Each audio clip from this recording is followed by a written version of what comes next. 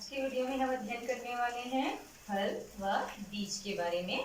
हम जानते हैं कि आवृत्तिबीजी पादपों में जब निषेचन की प्रक्रिया पूरी हो जाती है तो इसमें बीज का विकास होता है।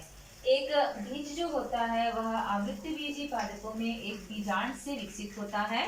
बीजांड अर्थात एक परिपक्व बीजांड या निषेचित बीजांड जो होता है वही बीज में परिवर्तित हो जाता है। एक बीज जो होता है उसमें पाए जाते हैं बीजावरण और इसमें पाए जाते हैं बीज पत्र और इसमें पाए जाते हैं भ्रूण अक्ष। एक बीजांड जो होता है उसका जो अध्यावरण होता है वह विकसित बीज में आवरण का निर्माण कर लेता है। बीजांड का अध्यावरण जो होता है वह बीजावरण में परिवर्तित हो जाता है। ये बीजावरण जो होते हैं बीजों में दो प्रकार के हो सकते हैं। एक भाग जो होता है जो सबसे बाहर होता है जो कि रंगीन भाग दिखाई देता है। जैसे चने के बीज में आप देखें तो जो रंगीन भाग जो दिखाई दे रहा है वह उसका टेस्टा कहलाता है, बाह्य चोल या बाह्य बीजावरण कहलाता है। उसके भीतरी भाग में यदि आप देखते हैं ध्यान से तो हल्की पतली सी सफेद या पतली उसके भीतरी भाग में आप देखते हैं तो एक पतली परत पाई जाती है जो कहलाती है टेल मेन। इस प्रकार एक बीज जो होता है वह बीजावरण से घिरा हुआ होता है। किसी किसी पादपों में ये बीजावरण जो होता है इसमें टेस्टा और टैगमेन जो होता है वो एक दूसरे से इस प्रकार से सम्मिलित हो जाते हैं, संयुक्त हो जाते हैं कि वो एक दूसरे से पृथक दिखाई नहीं देते हैं। इस प्रकार से एक बीज जो होता है वह बीजावरण से घिरा हुआ होता है। अब इस बीजावरण के भीतर जितने भी पदार्थ दिखाई दे रहे होंगे अब उसको कहा जाता है गिरी। इस गिरी के अंदर पाया जाता है बीज पत्र और पाए जाते हैं भ्रूण अक्ष। एक बीज पत्र जो होता है यह बीज में पाए जाने वाला वह भाग होता है जो मांसल भाग होता है, जो भोजन को एकत्र करके फूला हुआ होता है। ये फूले हुए भाग जो होते हैं वह बीजों को जब ये अंकुरण करता है बीज उस समय ये उनको पर्याप्त पोषण प्रदान करते हैं। भ्रूणी अक्ष, एक बीज में जो भ्रूणी अक्ष होते हैं उसमें पाए जाते हैं प्रांकुर अक्ष और पाए जाते हैं इसमें मूलांकुर अक्ष और इसमें होता है एपिकोटाइल जो प्रांकुर के नीचे पाया जाता है और होता है हाइपोकोटाइल जो मूलांकुर के ऊपर पाया जाता है। बीज पत्र की उपस्थिति के आधार पर बीज जो होते हैं वो दो प्रकार के हो सकते हैं। एक बीज पत्र की उपस्थिति के आधार पर बीज जो होंगे वो कैसे होंगे, एक बीजपत्री और द्विबीजपत्री, मोनोकॉट और ये कहलाता है डाइकॉट। एक बीजपत्र उपस्थित होता है किसी बीज में तो वह एक बीजपत्री कहलाएगा, जैसे कि भुट्टा या मक्का और गेहूं, चावल। अगर बीज में दो बीज पत्र उपस्थित होते हैं जब उसकी बीजावरण को आप हटा लेते हैं तो वह दो बीज पत्रों में डिवाइड हो जाता है तो वे कहलाते हैं द्विबीजपत्री, जिसका उदाहरण है चना, मटर आदि। एक बीज जो होते हैं वह इसमें जो भ्रूण कोश उपस्थित होता है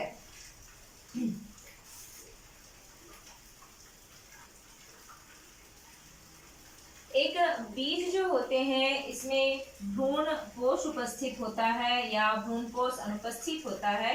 इसके आधार पर बीज जो होते हैं वो दो प्रकार के होते हैं।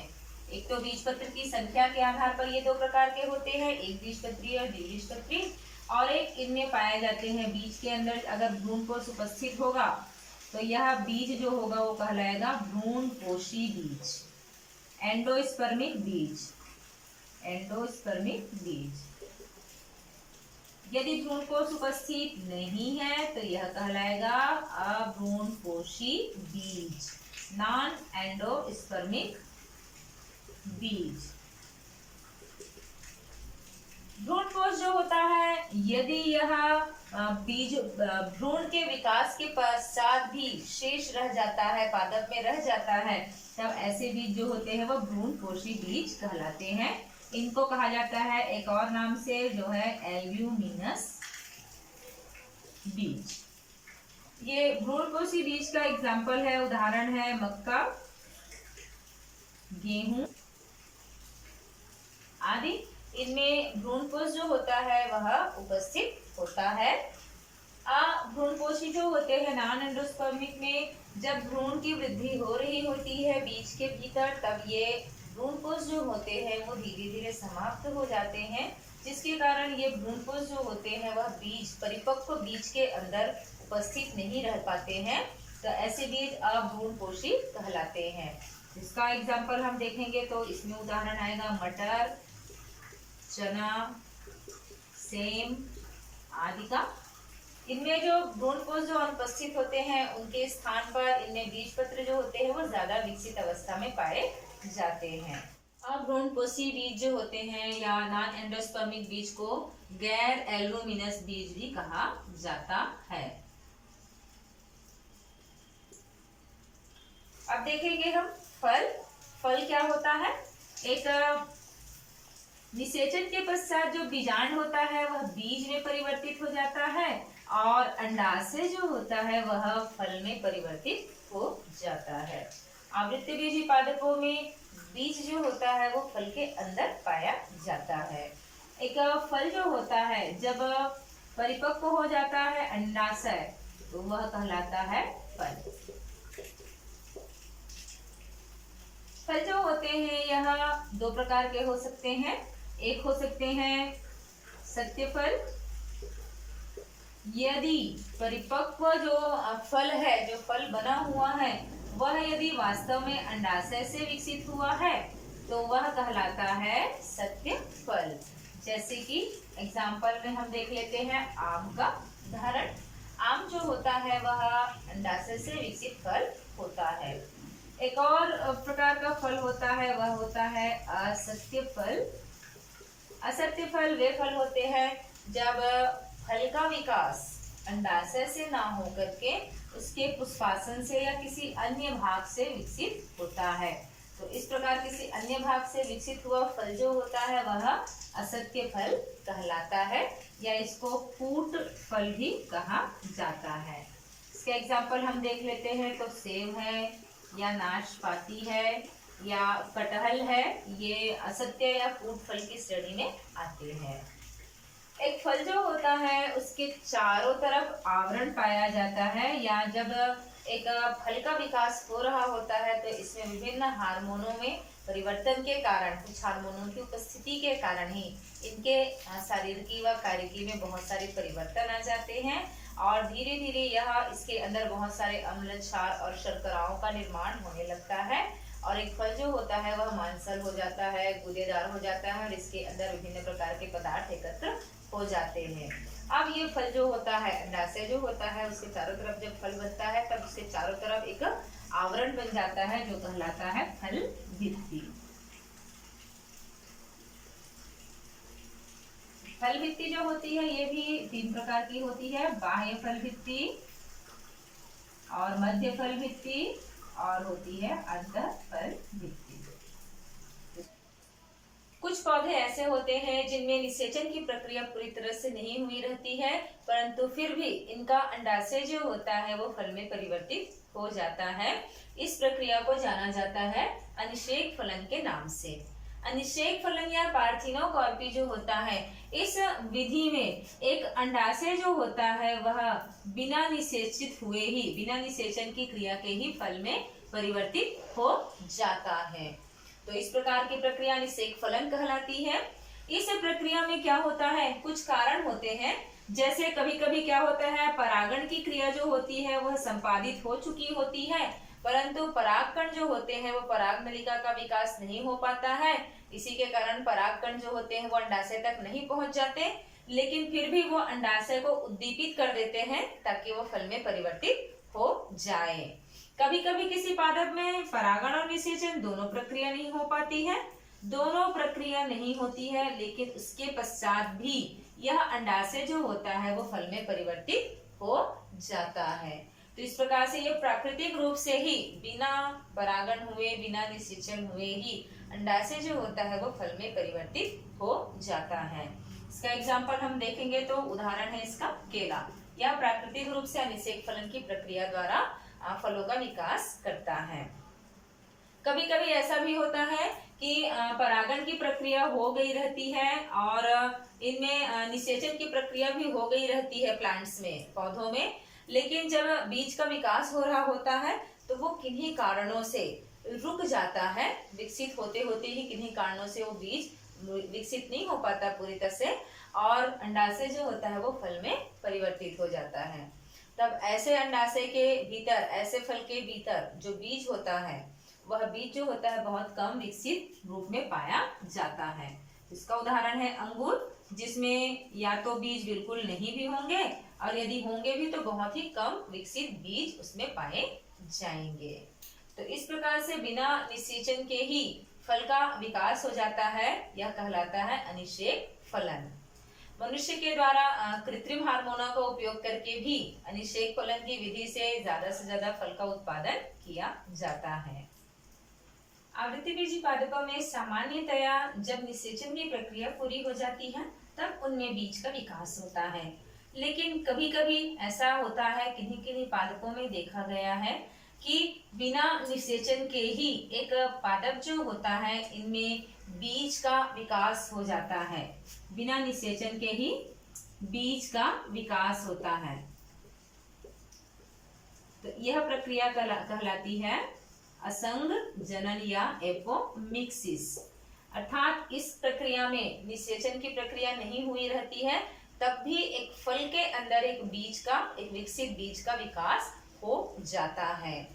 इसमें कुछ पादप जो होते हैं इनमें कुछ इस प्रकार की प्रक्रिया होती है। कुछ पादप जैसे कि सूर्यमुखी कुल के जो पौधे होते हैं इनमें, या घास कुल के कुछ पौधे जो होते हैं इनके सदस्यों में यह देखा गया है कि इनमें जब अंड कोशिका का निर्माण हो रहा होता है तो यह अंड कोशिका जो होती है वह अर्धसूत्री विभाजन नहीं कर पाती है और द्विगुणित रह जाती है। इनमें अर्धसूत्री विभाजन नहीं हो पाता है और ये कैसा रह जाता है, द्विगुणित ही रह जाता है और यह द्विगुणित रह जाता है और इसी अवस्था में यह फल जो होता है, बीज जो होता है उसका विकास हो जाता है। इसमें निषेचन की प्रक्रिया नहीं हुई रहती है, लेकिन ये स्वयं जो होते हैं वह फल का और बीज का विकास कर लेते हैं।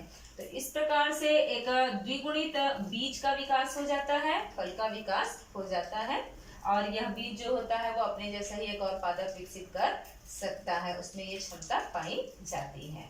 तो इस प्रकार से बिना निषेचन की क्रिया के ही जब बीज का विकास होता है तो इस क्रिया को असंग जनन या एपोमिक्सिस के नाम से जाना जाता है।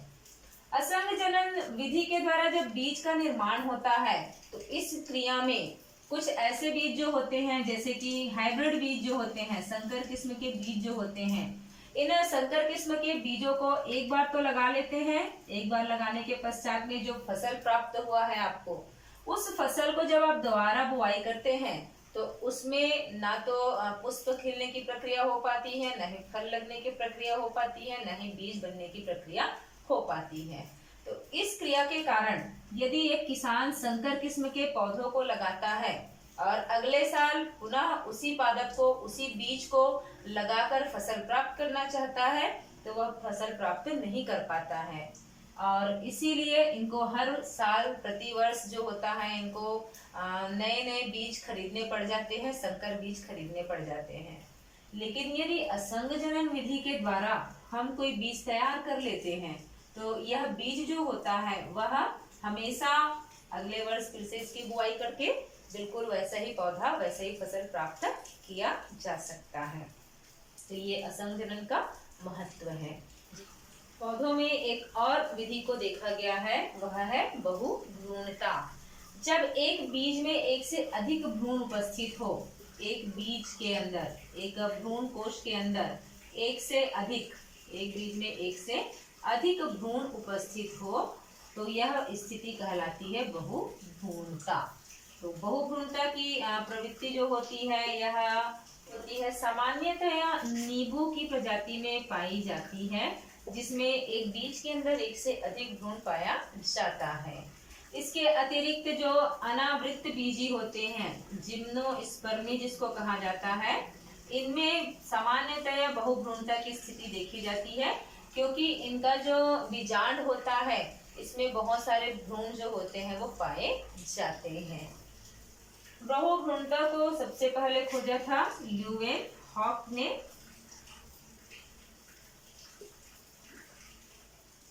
पादपों में बहुभ्रूणता के कई कारण हो सकते हैं, जिसमें से एक कारण जो होता है यह प्रमुख हो सकता है कि जब निषेचित अंडकोशिका जो होती है यह किसी कारण से, एक निषेचित अंडकोशिका जो होती है किसी कारण से यह कई खंडों में बढ़ जाए, तो कई खंडों में बढ़ने के कारण यह बहुत सारे भ्रूण का विकास कर लेता है, ये एक कारण हो सकता है।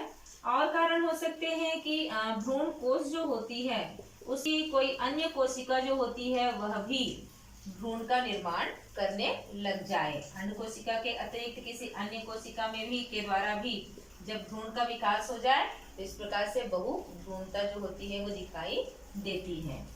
कभी कभी पादपों में एक से अधिक भ्रूण कोश विकसित हो जाए, एक से अधिक भ्रूण कोश का विकास। यदि भ्रूण कोश जो होगा यह एक से अधिक होगा, बीजांड के भीतर भ्रूण कोश की संख्या एक से अधिक हो जाती है, तो उसके अंदर भी भ्रूण का निर्माण एक से अधिक हो सकता है। बहुभ्रूणता का एक और कारण हो सकता है यदि भ्रूण कोश में एक से अधिक अंड कोशिका उपस्थित हो। यदि अंड कोशिका की संख्या एक से अधिक हो गई तो भी इसमें बहुभ्रूणता जो होती है वो दिखाई देती है।